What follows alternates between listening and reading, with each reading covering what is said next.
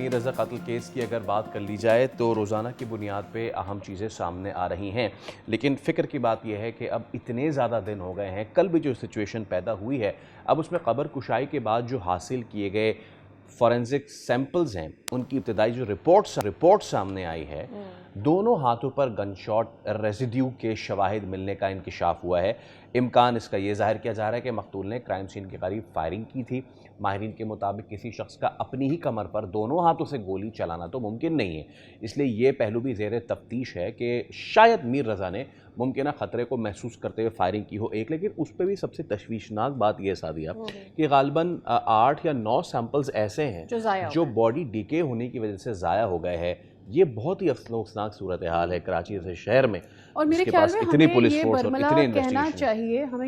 کہنا چاہیے کہ ہم کراچی کے اندر خاص کر کے اور پورے سندھ میں ہم دیکھتے ہیں جتنے بھی کئی کیسز ہوتے ہیں جن کے ہمیں کوئی بھی ہم کنوکشن کی طرف نہیں جا پاتے، اور اس کی ایک وجہ یہ ہوتی ہے کہ جو انویسٹیگیشن ہوتی ہے وہ اتنی ویک ہوتی ہے، اور جب ری انویسٹیگیٹ کیا جاتا ہے تو بہت سارے شواہد جو ہیں وہ ضائع ہو جاتے ہیں، اور یہ کئی سالوں سے خاص کر کے ہم دیکھ رہے ہیں کہ بڑے کیسز میں ہو رہا ہوتا ہے، اور اس کے اوپر فوکس ہم پہلی بار اس کیس میں دیکھ رہے ہیں، اور اس کی وجہ وہی ہے کہ جس طرح کی ریزسٹنس ہم نے دیکھی کہ میر رضا کے والدین نے دکھائی، اور اس معاملے کو انہوں نے مدھم نہیں ہونے دیا، ختم نہیں ہونے دیا، اور بار بار اس پر بات ہوتی رہی، اور آج ہم اس سب صورتحال میں دیکھ رہے ہیں کہ دوبارہ انویسٹیگیشن ٹیم کے بننے کے بعد ہمیں پتہ چل رہا ہے کہ کئی سیمپلز چونکہ یہ باڈی دفن کر دی گئی تھی اور اس کے بعد دوبارہ نکال کر جب باڈی کو قبر کشائی کر کے جب دوبارہ سیمپلز لیے گئے تو وہ ضائع ہو گئے ہیں۔ بہرحال جو ریزیڈیو ہاتھ پر ملا ہے گن کا، اس سے یہی لگ رہا ہے کہ دونوں ہاتھوں سے گن چلائی گئی ہے۔ ممکن ہے کہ میر رضا نے اپنے ڈیفینس میں یہ گن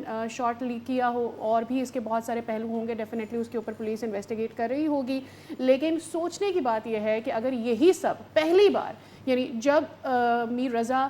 کی باڈی ڈسکور ہوئی تھی اور اس کے بعد یہ ساری انویسٹیگیشن کر لی جاتی تو آج یہ انویسٹیگیشن کسی نہج پر ہوتی اور شاید قاتل کو پکڑنے کے بہت قریب پہنچ چکی ہوتی پولیس۔ خرم گلزار ہمارے نمائندے، ان سے ہم مزید بات کر لیتے ہیں۔ خرم، لیٹسٹ ڈیولپمنٹ کیا ہے، ذرا آگاہ کیجیے۔ دیکھیں، اب تک کی جو صورتحال ہے اس میں انویسٹیگیشن ٹیمیں کام تو کر رہی ہیں۔ گزشتہ روز بھی ایک رپورٹ سامنے آئی ہے جس میں یہ بتایا گیا کہ جو ٹوٹل جو 17 سیمپلز حاصل کیے گئے تھے، جس میں 4 کی رپورٹ جو ہے وہ آ گئی تھی، 13 سیمپلز کی رپورٹ آنا باقی تھا، جس کے بعد ہم نے یہ دیکھا کہ جو دونوں ہاتھوں میں GSR کے جو رزلٹ ہیں وہ آئے ہیں، جو نمونے ہیں وہ دونوں ہاتھوں میں آئے ہیں، جس کی وجہ سے یہ کہا جا رہا ہے کہ جو رضا نے اپنے دونوں ہاتھوں سے جو ہے وہ فائر کیا ہے، لیکن ماہرین یہ کہتے ہیں کہ ایسا ممکن نہیں ہے کہ دونوں ہاتھوں سے کوئی بھی شخص جو ہے وہ اپنی کمر پہ یا رضا خود اپنی کمر پہ فائر کر سکتے ہیں۔ دوسری جانب یہ بات بھی کلیئر ہو گئی ہے کہ جو 2 رپورٹس مزید آئیں جس میں جو گن پاؤڈر ہے وہ کمر پر ہی آیا رضا کی، ساتھ ہی ایک جو اور گن پاؤڈر تعداد جو ہے وہ گن پاؤڈر کی کمر پہ زیادہ آئی ہے اور فرنٹ پہ کم آئی ہے۔ تو اب اس میں یہ بھی کہنا غلط نہیں ہے کہ رضا نے اس موقع پر کوئی ایسا خطرہ محسوس کیا ہو کہ کوئی ایسا مسئلہ ہو کہ رضا کو وہاں فائر کر۔